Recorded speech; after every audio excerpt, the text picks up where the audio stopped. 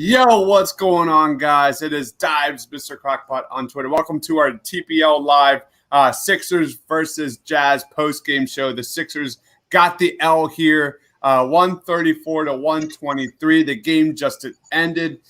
We are reacting to it. We're going to talk about our top takeaways. We're going to give some grades, talk about player of the game. Joining us today is my man, Justin. You know him on Twitter at J_Persichetti. Justin, what's good, man?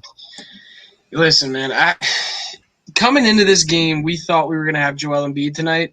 Literally 10 minutes before tip-off is when we learned that Mike Scott would be starting in his place. So from the beginning, my expectations went down a bit because obviously the Jazz are the best team in the league right now, the hottest team in the league on a crazy win streak. So I can't be too mad about it because we don't have our best player. But when Ben Simmons goes off that much, it's disheartening. Yeah. Also joining us is my man Tiago. He does in-depth breakdowns of the NBA and Sixers from Joel Embiid to John Wall at thepainalliance.com. Follow him on Twitter at Tscabia. The man, the myth, the legend, the Tiago. What's going on, man? I'm going to do a in-depth Ben Simmons breakdown after this one because you guys watched tonight. It was the Ben Simmons I don't think we've seen many times in the Sixers uniform. This was about as elite of a performance that you could want to ask from your star player. So yeah, there's that positive to take away from the game, but just as I was saying, it was a little bit disappointing not to have Embiid tonight because I thought the Sixers could have really give Utah a run for their money with Embiid on the court tonight. Yeah, and anytime you have Ben Simmons and Tobias Harris combining for 78 points and you get the L, that is extremely frustrating.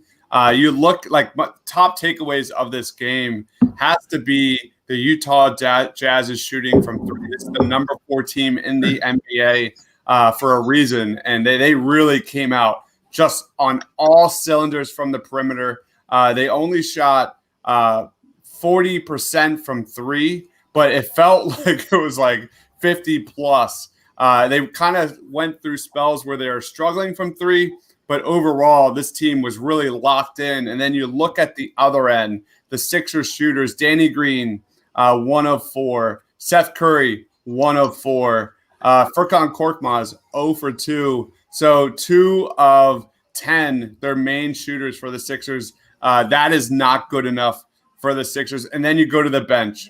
The Sixers bench scored 25 points tonight. No Shake Milton. Furkan Korkmaz got replaced by Isiah Joe towards the end of the second half. Something to keep an eye out for moving forward. Justin, what was one of your takeaways? One of my big takeaways, I'm going to bring it up on screen right now. One of our contributors to the channel, Jessica Town, posted this earlier today regarding Donovan Mitchell and Ben Simmons. Ben Simmons, 42 points on 26 shots. Donovan Mitchell, 24 points on 24 shots. Just amazing. Like I think that in itself is a takeaway. Just to the thing that Ben Simmons going up against the Jazz defense, which is a very good defense. Also, them having one of the best rim protectors in the past few years in the NBA as well. So to me, that's promising to see that out of Ben Simmons. We haven't seen that yet this year, and you love to see it. Almost a triple-double. You covered a lot of what I really wanted to talk about when it came to the three-point shooting and the role players really not playing what their roles are supposed to be. I mean, Furkan Korkmaz supposed to be a guy that's hitting threes for us in those moments. Seth Curry even at times wasn't hitting his threes. Like this is when we're going to struggle, especially when Joel is out, obviously, and even when Joel is in. If we're not hitting threes, it's tough. But especially when Joel's not in, you got Ben Simmons out on the floor. If you're not hitting your threes, it's a problem. It's the same thing that happened with Giannis in the playoffs with the Bucks. When you're not hitting threes, you lose games. Same thing with happened with Houston Rockets going up against the Golden State Warriors when they missed 20-some straight threes in the playoffs. When you're a three-point shooting team, or when you have guys that are supposed to be hitting threes and you constantly keep passing out to them and they're missing, you're losing games. So it's frustrating when guys that are supposed to be your three-point shooters are consistently inconsistent. And that is really just something that was really frustrating to watch. Even though there was no Joel Embiid in this game, it seemed like the Sixers, every time they tried to take momentum from the Utah Jazz, whether it was Jordan Clarkson or someone else on that Utah Jazz, they always had an answer, especially in that fourth quarter. Tiago, what was one of your takeaways?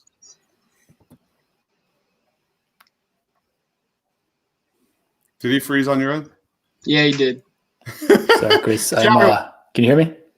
Yeah, can you hear us? We can hear you. Can you hear us? I'm good. Can you hear me? Yeah. Can you guys hear me now? Yes. Yeah. Sorry, my internet's acting up again. All right, go ahead. So we're gonna remove him real quick, and we're gonna tell him to come back. Yeah. All right. So he's really behind. Just something to keep an eye out for is, and I know there's no Joel Embiid, but you talk about the DNA of this team has been second half differential. It has been fourth quarter defense. Again, no Joel Embiid, so it's hard to really grade this performance tonight. But you look at this game here, the Sixers gave up 62 points in that second half. Led by who's that? O'Neal hit two back-to-back daggers. Royce O'Neal hit two back-to-back daggers from three. Not unlike Devin Booker hitting back-to-back threes in that fourth quarter for the Phoenix Suns on that Saturday afternoon. So that is something to kind of keep an eye out for. The fourth quarter defense has not been up to par these last couple games on this four-game West Coast trip. Yes, Justin. I agree. I think that this comment that I'm looking at is ridiculous to me. Ben Simmons has no real scoring skill down the stretch. He was driving and throwing up no-look hook shots, shaking my head. Listen, bro. Ben Simmons was literally doing the same things he was doing on offense the whole game. At the end of the game, he was just missing shots. The hook shots he was throwing up the whole game. Like the whole game. That's where most of his points were coming from today. Yeah. So to me, the fact that you're saying, like, I understand, you're right. He's not an insanely skilled scorer when it comes to getting his own in the mid-range, perimeter, whatever. But the things that he was throwing up were the shots that he was some of the 42 points he had earlier in the game. So that shouldn't be surprising to anybody. Right on, man. Right on. Chris Coyle says, our bench really needs Shake Milton. Isn't that the truth? Yep. Look at the Sixers bench, 25 points, 48, 54, 57 points from the Utah Jazz bench, led by 40 points from Jordan Clarkson. If there's a guy that would look beautiful on the Sixers bench, man, Jordan frickin' Clarkson. Tiago, can you hear us? Nope. Nope. No, man. What a show from by me. Can you guys hear me? We can hear you. We can hear you, but you're really, really, really far behind. You can? Wow. Oh, I can hear you guys. Oh God. All right, bud. Sorry. We can't do that, bro. He is like literally like 10 seconds behind us at every time, probably even more than that. All right, what do you want to get into? All right, let's talk about Ben Simmons. All right, let's talk about Ben Simmons. 42 points, a career high, 15 of 26 from the floor, 12 of 13 free throw attempts. His 13 free throw attempts was the most he's had all season. 12 assists, 4 turnovers. What was your take on Ben Simmons today? Can the haters shut up for one day at least? No, because just like who was it? Who said this? Hold on, now I gotta figure out who said it. The Yen Master 24, right here. I don't think the haters can ever shut up because apparently now he's bad. Now he's bad down the stretch. Even though I think he's actually been very good down the stretch lately. It's just ridiculous to me, like that. Like, because now guess what the narrative is going to be? Narrative tomorrow morning is going to be Ben Simmons couldn't get it done at the end of the game. Can he be the piece that's next to Joel when he's out of games? Realistically, Ben Simmons can easily be the piece when Joel is out of games. The problem is the people that are around him. Problem is the 3-point shooting that's inconsistent around him, the inconsistent play from the center position when he's in the game. He needs legitimate scorers and shooters around him. He does, and that's just how it is, and we've known that for a while. Yeah. When your shooters are hitting 2 of 10 from the floor, and Seth Curry, Danny Green, and Furkan Korkmaz, the name of the game is surrounding Ben Simmons with shooters. Why the hell do you think Mike Scott started today over Dwight Howard and Tony Bradley? It's because floor spacing is king at the end of the day around Ben Simmons, and they're just not getting it done with floor spacing when Joel Embiid and/or Ben Simmons doesn't play. I don't get it. The ball movement suffers. Players don't move as much without the ball. Tiago, can you hear us? I can hear you guys perfectly, man. Got Comcast on the phone real quick, yell at some guys. No, I'm just joking. My goodness. It was fun. Anyways, heard you guys talk about Ben Simmons, so I'm just trying to catch up here a little bit on everything that's going on. Real quick. Sorry. Right before you go, because I'm sorry, I'm getting really annoyed by this guy, one of these guys in the comments. Where is he at? Where's that guy? The Yen Master right here. Those hope they go in hook shots is the reason he averages 12 points a game. Please don't mistake this 40-point game for the usual. How is it hate? So one thing I want to say is Ben Simmons' hook shots, he shoots 56% on his hook shots, which is not bad at all. So his let me finger say rolls this, are 77%. Right. So let me just say this, Justin, because I think it's important because there's there's always going to be complaints around Ben Simmons. Mm-hmm. And I do think it extends a little beyond basketball. I think people just don't like the player, the person, the personality, which is fine. People have their tastes. I think that's perfectly normal. I think it comes a point where you have to kind of be honest about Ben Simmons, the basketball player. And I think if the argument now is Ben Simmons is not a good basketball player, then you're just talking to yourself because the guy is an all-star, a future Hall of Famer. He is one of the top 10 players in the East today, and he's on a trajectory to be a top 5 player, probably in the NBA in the next 4 to 5 years. So I think we need to be more honest about the Ben Simmons conversation. And I think that, if we're going to start nitpicking around the hook shot, the floater, blah, blah, blah, then fine. I mean, you can do that. But, you're going to be talking to yourself because the guy is an unbelievable player. I mean, you watch the guy tonight, and that's a Hall of Fame guy who's capable of leading a team to a championship. And I don't know how you can come out of that with any other type of takeaway. So I think people need to be a little more honest about Ben Simmons when they criticize him. And if you have a problem with the guy, that's fine. I mean, I have no complaints about that. It's just, be real. And then the other thing was, the 3-point shooting stuff that you guys were talking about before my internet went away is volume makes a difference, right? So Utah shot 40%, the Sixers shot 35%. Not that big of a gap, but Utah takes way more 3-pointers than the Sixers do. So, the Sixers are trying to orchestrate, Seth Curry, Korkmaz into these 3-point shooting looks. But they're coming off dribble handoffs. They're coming off looks they're not comfortable with. So Korkmaz is more of a stationary shooter. He likes the ball to catch and shoot. He's not a guy who can come off screens and shoot. He's just not as fast processing the play like, say, a guy like J.J. Redick. So how the Sixers get these guys involved is something to keep an eye on moving forward because, again, Seth Curry had a lot of issues trying to shoot over Ingles' size tonight. And I think that the way to get these guys more 3-point shots is to go more like a drive and kick rather than just, having them come off dribble handoff and try to shoot that way. So I think that was kind of a miss by Doc tonight. But again, Utah is a phenomenal shooting team, and they showed it again tonight.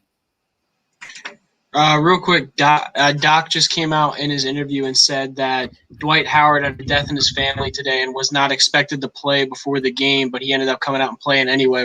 Didn't even get to the arena until 6 o'clock today. So condolences to Dwight Howard and whatever he's got going on back in his home life. Obviously, so hard to go through that and come out and play in an NBA game and not be distracted.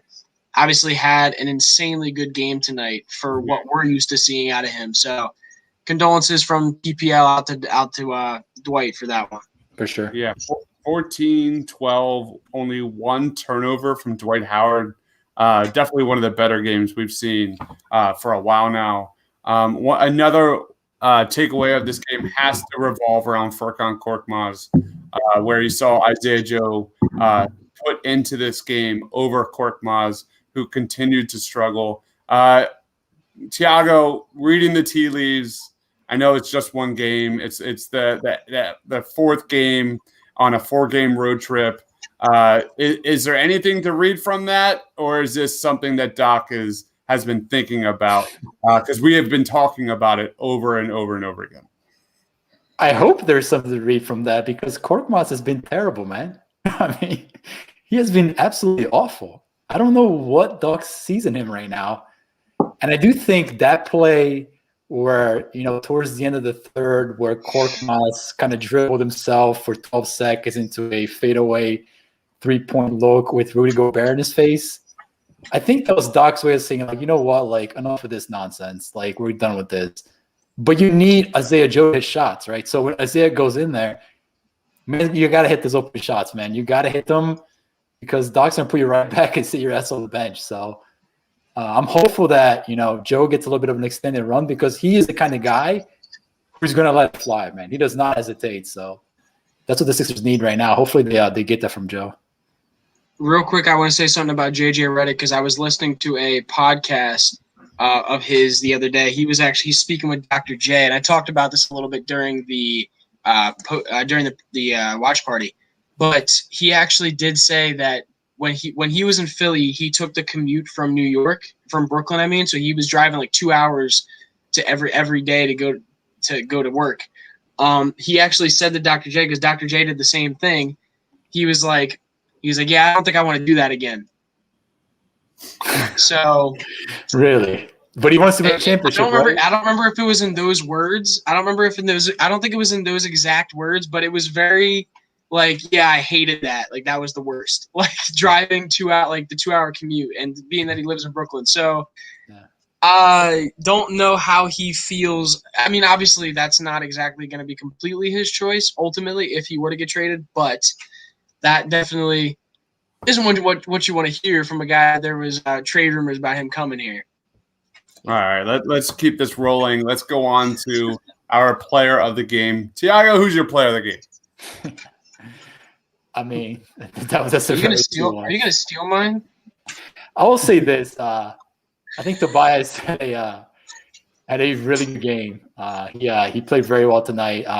If you look at Tobias's numbers in February, as a driver, so driving the basket, he scores in over 86% of his drives, which is a top 4 in the NBA. So when he's usually driving, he's scoring at a very high rate. Now, you want more passing out of those looks, and that's how Utah generates a lot of their 3-point looks, is they pass off drives. Tobias does one thing when he's coming off drives, he's going to score. So if you could ever unlock a little bit more passing, this is perhaps get more 3-point looks that way. But I'll give him credit. He was a good complimentary scorer to Ben Simmons tonight. What about you, Justin? I'm going to go Ben Simmons, I think. I mean, I don't know how Tiago doesn't go Ben Simmons here. But I don't know what he's watching. But. Come on, man. I'm trying to give you a layup and you're going to blow it. Yeah, I appreciate the layup. Yeah, so Ben Simmons, man, obviously had an amazing night. 42 points, 12 assists, 9 rebounds, damn near a triple-double. And it's the fact that he scored that many points on only 26 shots is just amazing. But even more amazing, the fact that he went 12 for 13 from the free throw line. I mean, that's something me and Dives were talking about all game, is that if he can sit there and work on his free throw game and sit there and get his free throws better, this guy's going to be amazing for this team. And he showed that tonight. I mean, insane game by him. And really, you can't say much more about it. Yeah, you stole mine, Tiago. I was going to go Tobias. Obviously, it's Ben Simmons, but secondly, it's got to be Tobias.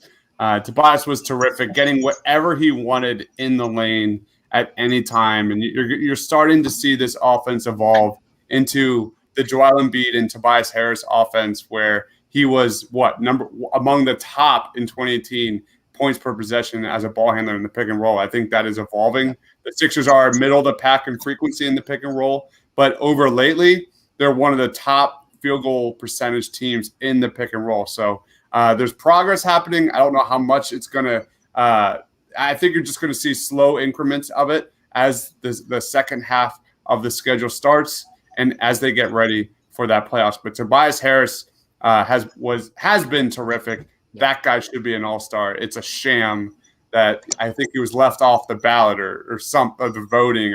It's ridiculous. It's crazy, crazy, crazy. Tiago, how would you grade tonight's game? I would give it a B minus. I think they hung in there for most of the game.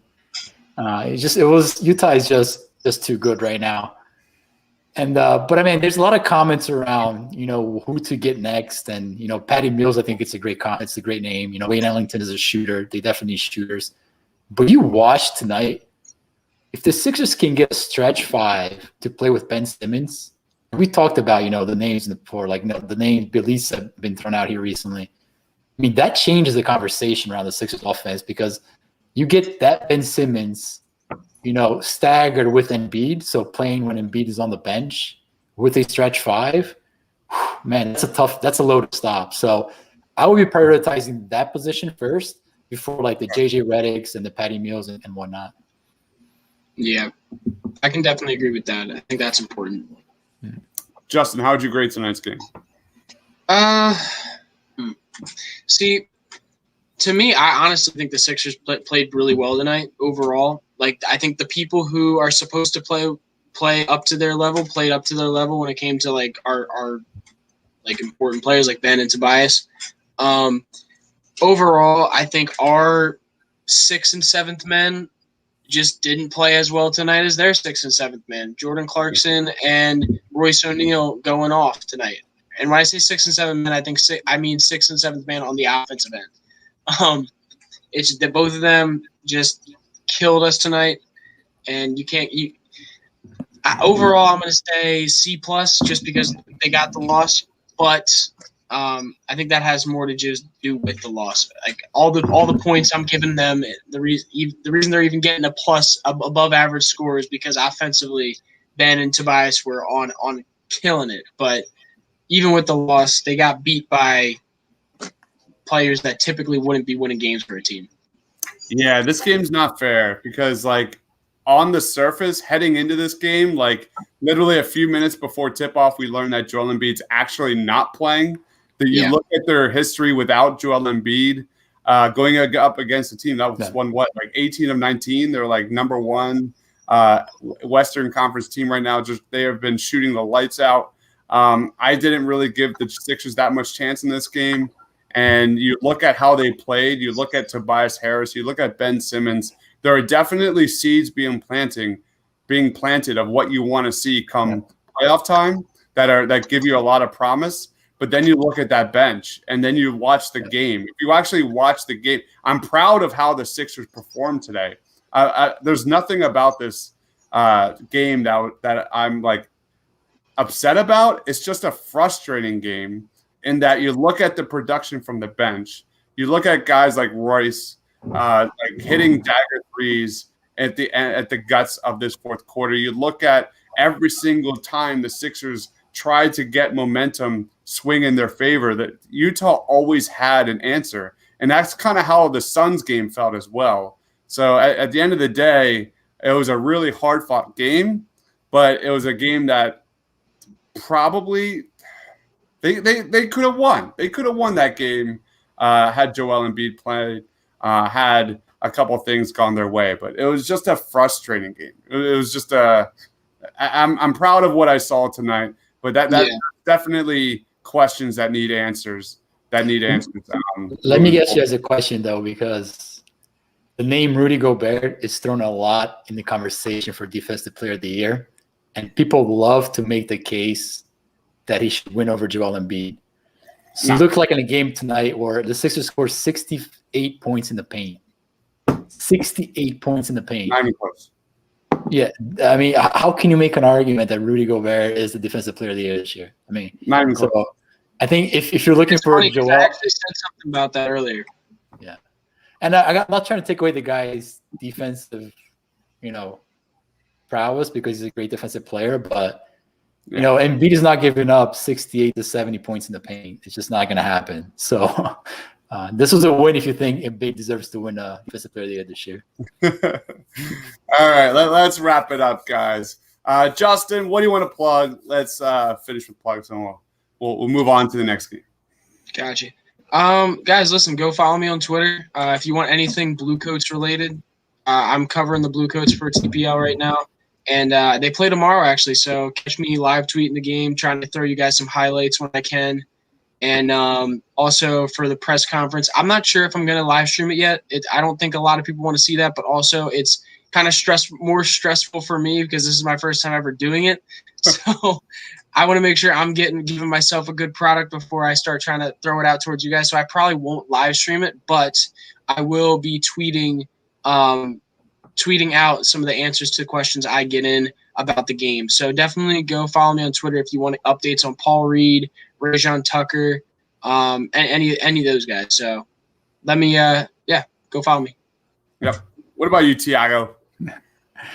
I just finished an article about John Wall. I think he's playing fantastic basketball.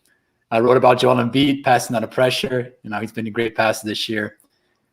And I want to plug a joke that a really big-time Sixers fan gave to me tonight, and I think you guys are going to get a kick out of this. What does an Utah Jazz fan do when his team has won the NBA Finals? I don't know. What? Turns off his PlayStation 3. So she knows who she is. A shout out to the joke. Damn. Nice. Damn, Tiago. Coming out. Yeah, it was a good one. I couldn't let that one go. Yeah, they're not beating anybody. Oh, man. Tomorrow night, we're going to be doing on Party on Broad our best day 3 targets for the Philadelphia Eagles in the NFL draft. We'll be recording live around 8 o'clock East Coast time. We've got lots of Eagles draft content coming your way. A lot of dueling mock drafts, live mock drafts. We do a mock. You guys do a mock, and then we'll compare it. Then we'll throw it on Twitter and see who votes, whose team gets the most votes, positive votes, and all that kind of stuff. So a lot of NFL draft stuff going down right now on my end. But I just want to say thank you, everybody, for watching, commenting. We are now on Twitch. Please be sure to create an account and follow us, The Painted Lines, on Twitch. We are new there. We got some comments today. Thank you to everyone who already has followed. If you're new to Twitch, it's free. All you have to do is make an account, follow us. We live stream there just like we do on YouTube. And go follow us on Twitter at The Painted Lines, paintedlines.com, Facebook, Instagram, Discord, Twitch, you name it. We're all over the place. Follow my man Justin on Twitter at J_Persichetti. He is my man Tiago at Tscabia on Twitter. Sixers get the L tonight. We'll get the W next one, I promise. For everyone, for Tiago, for Justin, for myself, stay awesome, guys.